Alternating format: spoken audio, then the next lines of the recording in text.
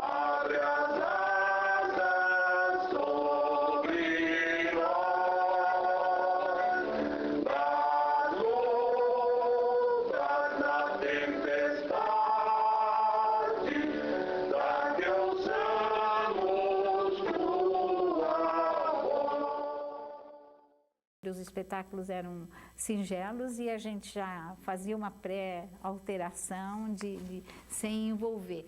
Mas existia um policiamento assim nos textos, né? E a gente tinha que aguardar a censura dar o aval. Até pelo contrário, tivemos até grandes pessoas que nos ajudaram, dando palpite, dando indicação, falando alguma coisa que para nós foi melhor. E por azar eu tinha um amigo que trabalhava no DOPS. Então, um tal de chamava Milton. Era meu amigo, mas eu nem sabia que ele era do DOPS. Fui saber muito tempo depois, que a gente frequentava um bar lá, que jogava pebolim, brincadeira naquela época da moçada. E ele já tinha mais idade, e ele sempre conversava. E eu percebia que ele conversava às vezes comigo, perguntava do pessoal de teatro, o que eu achava, se eu tinha ideia de quem era, que participava de movimentos. E ele veio e pegou, eu não falei nada, porque também não tinha o que falar. Conhecia Lenino, mas eu naquela época também era muito ingênuo, não estava nem pensando que ela participava ativamente do pessoal da Revolução, né? Mas o pessoal da cidade não, que eu saiba, porque o que eu conhecia não, nunca vi ninguém fazer nada. A gente tinha aquele teatro mesmo que você fazia, como era um black tie, gimba, um teatro mais ou menos de contestação, mas não um teatro engajado, era um teatro que você... Nós sofremos uma censura no Grupo Teatro da Cidade quando fomos montar uma peça, aí chamava A Heróica Pancada, que era sobre a Revolução de 32, que baseada na música que os estudantes de Direito cantavam. Quando se sente bater no peito heróica pancada, deixa-se a folha dobrada enquanto se vai morrer. Os estudantes da São Francisco cantavam isso durante a Revolução de 32. Então, o autor, né, fala a heróica pancada, né? E isto montado durante a ditadura foi impossível. Então, censura proibiu, não censurou, proibiu a montagem, o que é muito mais, né? Censura cortava algumas partes, assim. A nossa peça não foi censurada, foi proibida. Era do Carlos Queiroz Teles. Como nós já tínhamos o grupo todo reunido para poder fazer a peça e não pudemos fazer, nós resolvemos fazer uma peça infantil, que chamava assim, Nem Tudo Está Azul no País Azul. Que de infantil não tinha absolutamente nada, mas a censura burra, como sempre foi, não percebeu.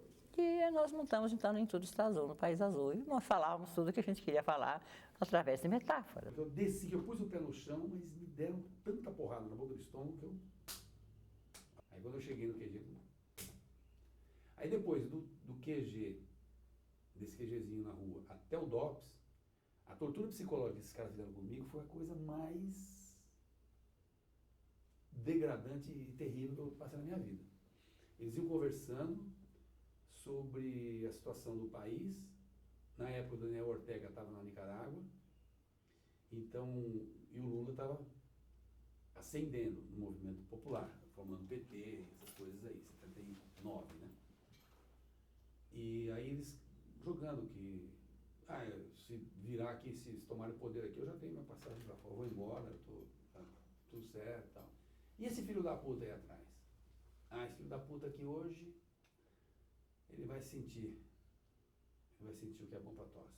A gente teve problemas com Liberdade, que a gente já tinha esse texto liberado, tudo, já estávamos apresentando, e numa das apresentações ficou proibido, foi simplesmente proibido em todo o território nacional a apresentação da peça, e nós estávamos com uma apresentação já marcada, a gente ia fazer a apresentação no Salão Paroquial da Igreja Matriz, que era um dos nossos espaços quase que de estreias, de apresentações de temporadas que a gente fazia, E nesse dia a gente ficou sabendo pelos jornais da proibição, mas nós fomos todos lá, ficamos de prontidão.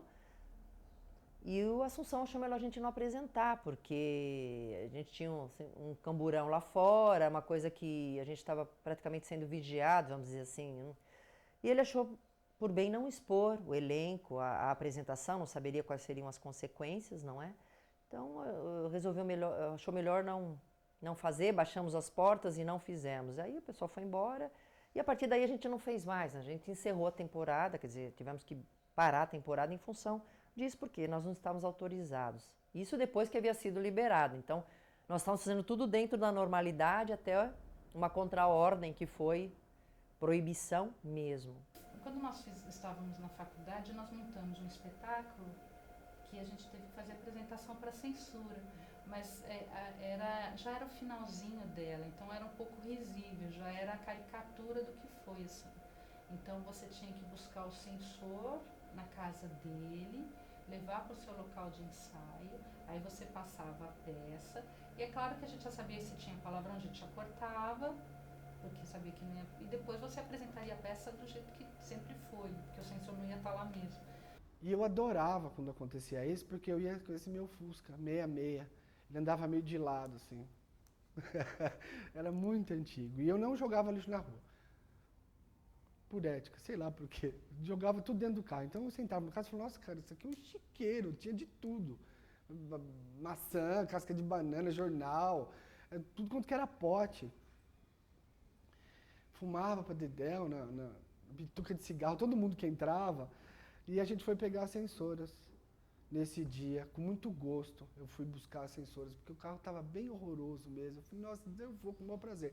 Fui até o centro de São Paulo, lá na delegacia, não sei do que, federal, delegacia regional, trabalhando lá de tira da RT mesmo.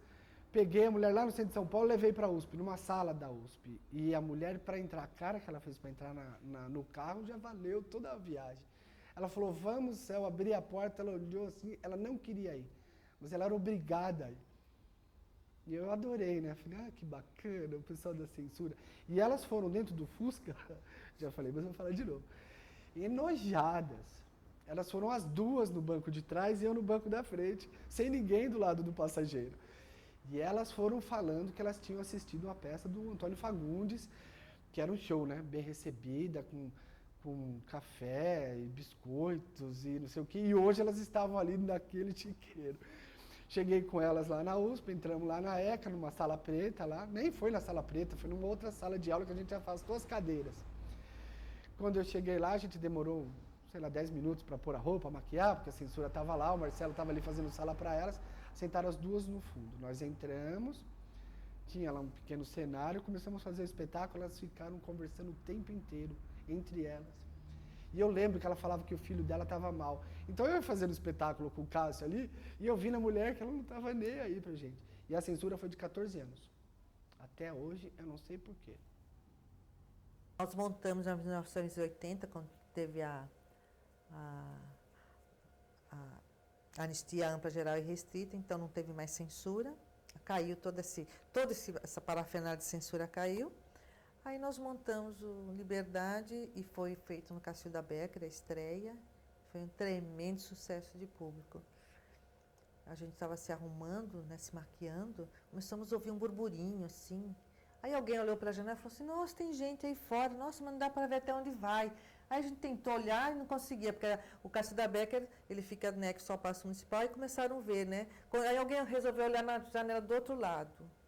A fila dava voltas, não era fila de um, aquele monte de gente. Aí a Assunção falou, nós vamos começar antes do horário, que já tem gente aí para 2 sessões. Porque estava todo mundo assim, né? Era um engasgo aquilo, então era um grito de liberdade mesmo, apesar da peça chamar isso. Realmente era para todo mundo, não era só para nós atores, né, para o grupo, mas para toda a população. E, inclusive, numa das cenas, o Hélio Roberto Lima trocou lá a frase que era do Abraham Lincoln, que ele falava que o governo do povo, pelo povo e para o povo não desaparecerá da face da terra. Ele trocou porque tinha acontecido também as greves, né? Um pouquinho antes, algum ano antes, mais ou menos.